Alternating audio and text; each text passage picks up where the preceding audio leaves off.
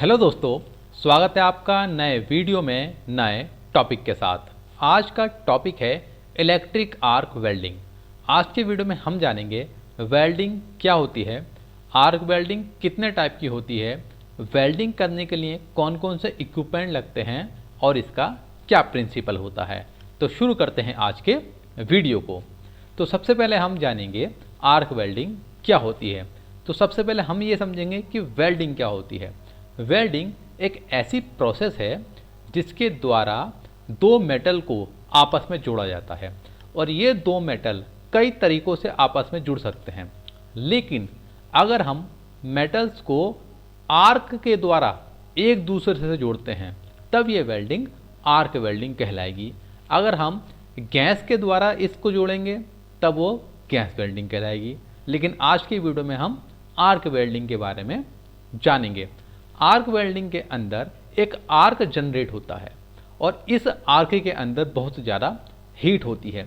इसी हीट के कारण दोनों मेटल मेल्ट हो जाते हैं और आपस में जुड़कर एक वेल्डिंग जॉइंट बनाते हैं जो कि काफ़ी ज़्यादा मजबूत होता है और इस जॉइंट की इफ़िशियंसी 99% होती है। आर्क वेल्डिंग कई तरीके की होती है, जैसे कि आप यहाँ पर देख सकते हैं। ये सारी वेल्डिंग आर्क वेल्डिंग के अंतर्गत आती है, लेकिन इनका जो प्रिंसिपल है वो कॉमन है जो हम आगे जानेंगे। किसी भी आर्क वेल्डिंग के अंदर दो पावर सोर्स यूज़ करे जाते हैं, या तो वो एसी करंट हो सकता है या फिर डीसी करंट हो सकता है। आर्क वेल्डिंग के अंदर जो भी हमारा वेल्डिंग रीजन है, यानी कि जहाँ पर वेल्ड किया जाना है, उसको हम या तो स्लैग के द्वारा प्रोटेक्ट कर सकते हैं या फिर सील्डिंग गैस के द्वारा प्रोटेक्ट कर सकते हैं। और ये प्रोटेक्शन इसलिए ज़रूरी है ताकि हमारे जॉइंट के अंदर कोई भी बाहरी कंटामिनेशन ना आ पाए, क्योंकि अगर बाहरी कंटामिनेशन आ जाएगा तब हमारा जॉइंट वीक हो जाएगा। सील्डिंग गैस में हम आर्गन और हीलियम या दोनों का मिक्सचर हम यूज़ कर सकते हैं। हमारी arc welding manual, fully automatic या सेमी ऑटोमेटिक हो सकती है। आर्क वेल्डिंग के अंदर हम कंज्यूमेबल इलेक्ट्रोड का भी यूज़ कर सकते हैं और नॉन कंज्यूमेबल इलेक्ट्रोड का भी यूज़ करते हैं। नॉन कंज्यूमेबल इलेक्ट्रोड का यूज़ हम TIG वेल्डिंग यानी कि टंगस्टन इनर्ट गैस वेल्डिंग में करते हैं।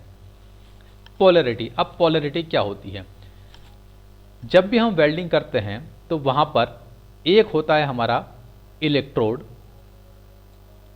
और एक होता है हमारा वर्कपीस।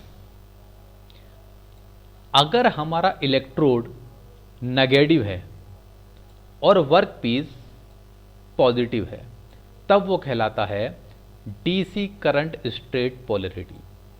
और अगर हमारा इलेक्ट्रोड पॉजिटिव है और वर्कपीस नेगेटिव है तब ये कहलाता है DC करंट रिवर्स पोलैरिटी।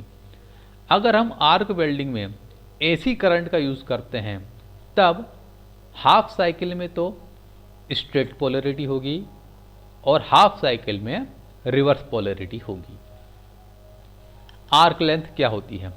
तो आर्क लेंथ होती है हमारी, अगर हमारी आर्क, जैसे कि ये हमारा इलेक्ट्रोड है, ये हमारा वर्कपीस है, अब यहाँ हमारा जनरेट होता है इस तरीके से आर्क, तो यहाँ से लेकर यहाँ तक की जो डिस्टेंस है वो हमारी कहलाती है आर्क लेंथ।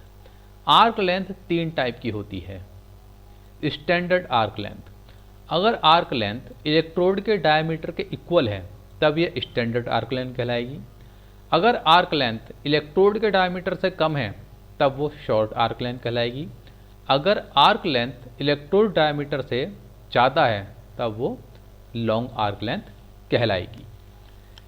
आर्क वेल्डिंग करने के लिए कई सारे इक्विपमेंट लगते हैं, जो है हमारा AC या DC machine, electrode, electrode holder, cable and cable connector, chipping hammer, earthing clamp, wire brush, welding helmet या welding shield, safety goggles, hand gloves, apron, sleeve and छोटे मोटे दूसरे सेफ्टी डिवाइस। यहाँ पर आप देख सकते हैं ये हमारी वेल्डिंग मशीन है, ये हमारी केबल्स हैं, ये हमारा ग्राउंड क्लैंप है, ये इलेक्ट्रोड केबल है, ये हमारा इलेक्ट्रोड है, ये इलेक्ट्रोड होल्डर है, ये येलो कलर का हमारा आर्क है, ये हमारा बीड यानी कि वेल्डिंग जॉइंट है। अब हम जानेंगे आर्क वेल्डिंग का वर्किंग प्रिंसिपल। आर्क वेल्डिंग के अंदर दो चीज़ें होती हैं, जैसे कि इलेक्ट्रोड एंड वर्कपीस। इसमें हम एक को पॉजिटिव चार्ज देते हैं और एक को हम नेगेटिव चार्ज देते हैं। तो जिसको हम पॉजिटिव चार्ज देते हैं उसको हम बोलते हैं एनोड, और जिसको हम नेगेटिव चार्ज देते हैं उसको हम बोलते हैं कैथोड। और जब हम इन दोनों को एक दूसरे के पास लाते हैं और करंट की सप्लाई देते हैं, लेकिन इन दोनों के बीच में एक छोटा सा गैप रहता है, जैसे कि इलेक्ट्रोड है, ये हमारा वर्कपीस है, तो यहाँ पर एक छोटा सा गैप रहेगा और हमारी इलेक्ट्रिक सप्लाई चालू है। तब होता क्या है, इन दोनों के बीच में जो एयर है, वहाँ के जो पार्टिकल हैं वो आयोनाइज्ड हो जाते हैं, और ये आयोनाइज्ड पार्टिकल एक गैस कॉलम का निर्माण करते हैं जिसको हम आयोनाइज्ड गैस कॉलम कहते हैं। और ये कॉलम एक हाई रेजिस्टेंस कंडक्टर का काम करता है। इससे क्या होता है कि ज़्यादा से ज़्यादा आयन एनोड से कैथोड की ओर आने लगते हैं और हमारी जो हीट है वो जनरेट होने लगती है। जितने ज़्यादा आयन हमारे कैथोड से टकराएंगे उतनी ही ज़्यादा हीट हमारी जनरेट होगी और हमारा जो आर्क है वो डेवलप हो जाएगा। इस आर्क का टेम्परेचर 6000 डिग्री सेंटीग्रेड से 7000 डिग्री सेंटीग्रेड होता है, और इस टेम्परेचर पर हमारा जो मेटल है वो मेल्ट हो जाता है और एक दूसरे में वो जॉइंट होकर एक मजबूत वेल्डिंग जॉइंट बनाता है। यहाँ पर आप देख सकते हैं ये डीसी करंट है, ये हमारा पॉजिटिव सप्लाई है, ये हमारा इलेक्ट्रोड है, ये हमारा वर्क पीस है जिसको हमने माइनस सप्लाई दे रखी है।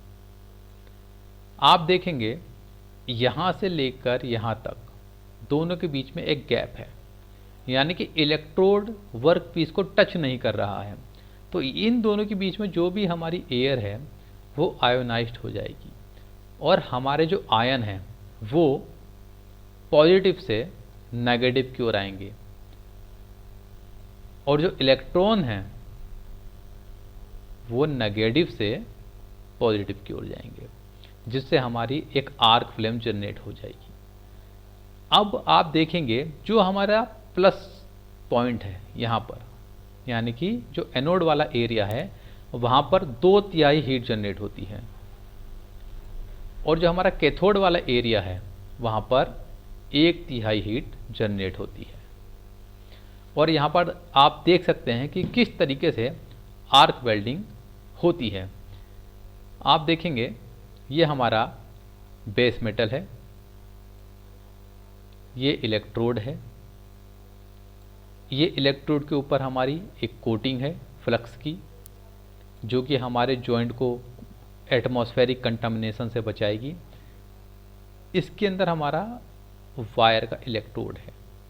जब हमारा आर्क जनरेट होगा उससे हीट डेवलप होगी, और उस हीट से ये जो हमारा बेस मेटल है या वर्क पीस है उसका मटेरियल पिघलेगा, और ये जो इलेक्ट्रोड का वायर मटेरियल है ये भी पिघलेगा, और ये दोनों मटेरियल पिघलकर इस तरीके से यहाँ पर ये डिपोजिशन होता जाएगा,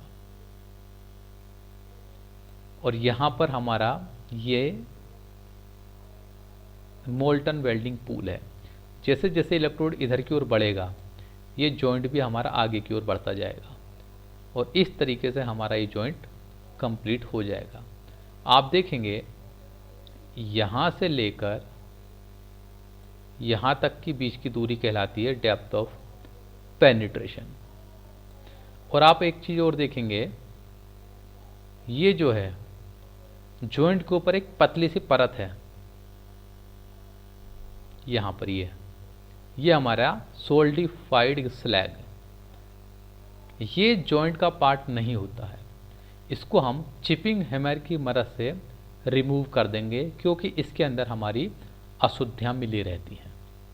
तो इस तरीके से हमारी आर्क वेल्डिंग होती है। तो आई होप आपको आर्क वेल्डिंग समझ में आई होगी। मिलते हैं नए वीडियो में नए टॉपिक के साथ।